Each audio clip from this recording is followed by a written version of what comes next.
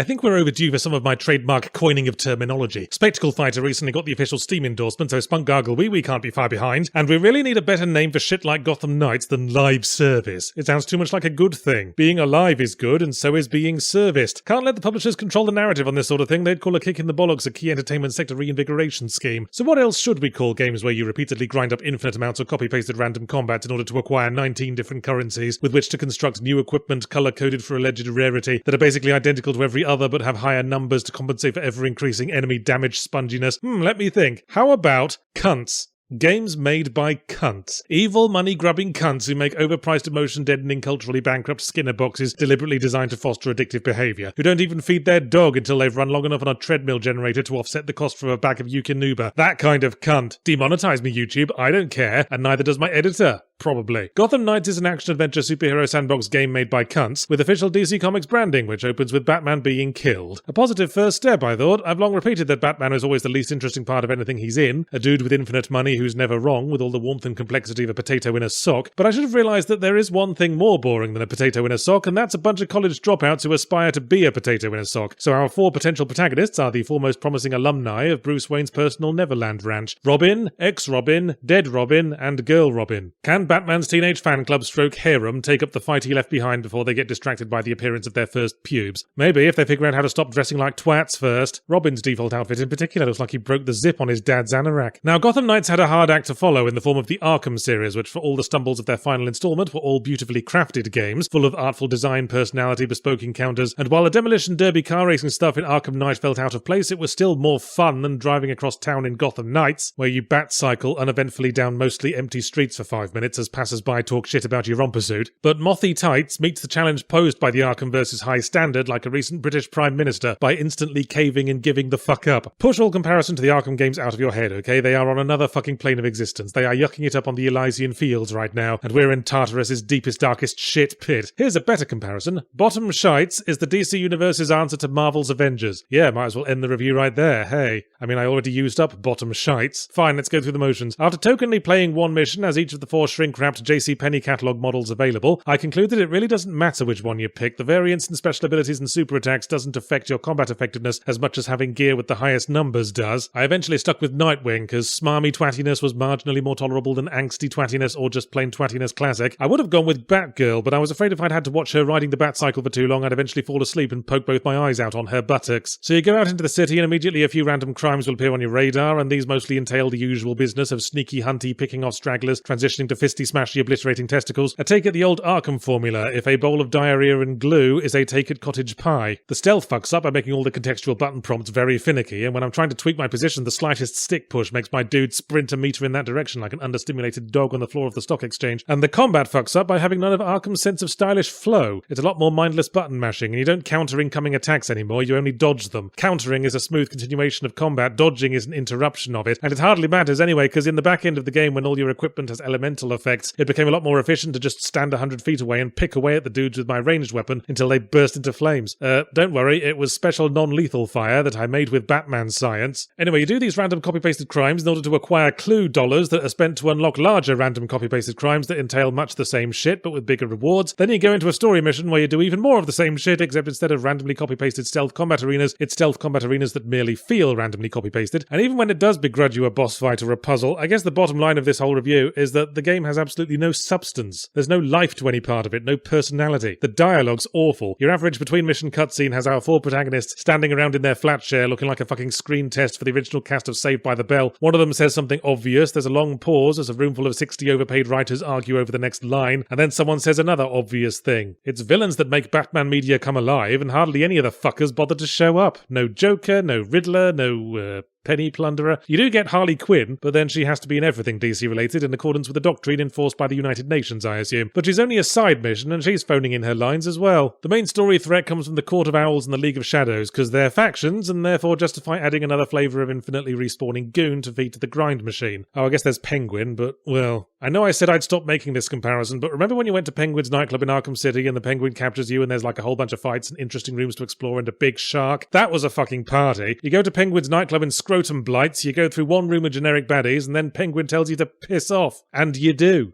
You literally piss off because he said to, and go back to random copy-pasted crimes. Arkham's Batman would never meekly leave because the Penguin told him to piss off. Fucking Adam West's Batman wouldn't. Not before holding out the bat swear jar.